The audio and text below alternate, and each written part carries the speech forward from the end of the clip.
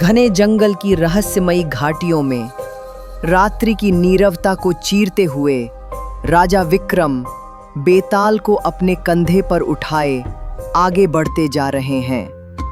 चारों ओर सन्नाटा है, केवल पत्तों की सरसराहट और बेताल की आवाज गूंजती है। हे राजन विक्रम, तुम्हारी ये जिद भी अजीब है।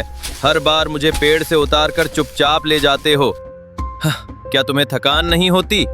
खैर, इस बार मैं तुम्हें एक ऐसी कहानी सुनाता हूं जिसमें न्याय की असली परख है। सूर्यनगर एक समृद्ध और शांतिपूर्ण नगर था, जहां प्रजा सुख चैन से रहती थी। इसी नगर में था विशंबर, एक प्रतिष्ठित और धनवान व्यापारी जिसकी ईमानदारी और दानशीलता की चर्चा दूर दूर तक थी। लेकिन एक दिन सुबह सुबह खबर आई कि विशंबर की हत्या हो गई है। वह अपने ही घर में मृत पाया गया और पास ही उसका सेवक कालू बेहोश पड़ा मिला, जिसके कपड़ों पर खून के निशान थे। राजा राजेंद्र का दरबार सजा है। कालू को हथकड़ी पहनाकर लाया गया है। मंत्रीगण, सिपाही और नगरवासी भी दरबार में उपस्थित है। कालू, तुम विशंबर के वर्षों पुराने सेवक हो। तुम्हारे कपड़ों पर खून के धब्बे हैं। तुम्हारे पास क्या सफाई है? महाराज, मैं निर्दोष हूँ। मैं तो रोज की तरह रात को सोया था। सुबह जब आँख खुली तो मैंने देखा मालिक मृत पड़े हैं और मैं पास में ही बेहोश था।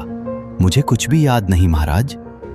महाराज, परिस्थितियां तो कालू को ही दोषी साबित कर रही हैं।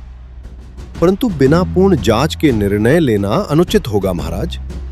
इसी बीच दरबार में प्रवेश करता है एक गूंगा और विकलांग वृद्ध बुधन। सफेद धोती, चादर और एक लकड़ी की छड़ी के सहारे धीरे धीरे चलता हुआ बुधन दरबार के बीच पहुंचकर जमीन पर कुछ आकृतियां बनाता है। पहले सब उसे मजाक समझते हैं, पर तभी युवराज आगे बढ़कर ध्यान से उन आकृतियों को देखता है। पिताश्री, ये चिन्ह तो सैनिकों के राज चिन्ह जैसे लगते हैं। ये कोई सामान्य चिन्ह नहीं है। क्या तुम कहना चाहते हो कि इस हत्या में कोई सैनिक शामिल है? राजा आदेश देते हैं कि चिन्हों की जांच हो। सैनिकों से पूछताछ होती है। जल्द ही सामने आता है कि एक सैनिक जिसने हाल ही में विशंबर के घर सुरक्षा ड्यूटी की थी, उसने ही धन के लालच में हत्या की थी।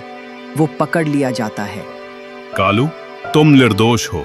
तुम्हें मुक्त किया जाता है। और बुधन, तुम्हारा ये साहस और मौन में भी न्याय की पुकार सराहनीय है। तुम्हें राज सम्मान दिया जाएगा। तो राव, हे राजन विक्रम, किसे न्याय का असली श्रेय दिया जाए?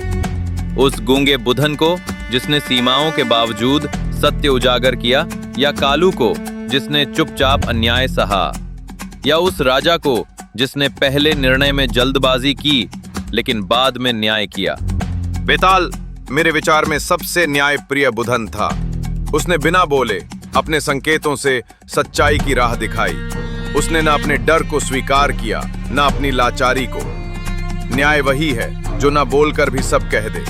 और इस तरह एक बार फिर विक्रम ने उत्तर दिया सही, पर बेताल फिर उड़ गया अपनी अगली कहानी की ओर।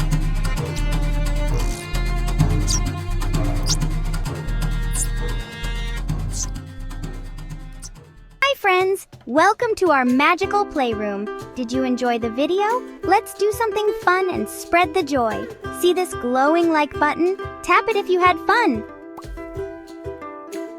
And don't forget to subscribe for more fun stories.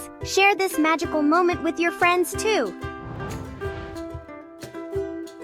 Let's make the share button sparkle with love and press the bell so you never miss a story. See you soon in our next adventure.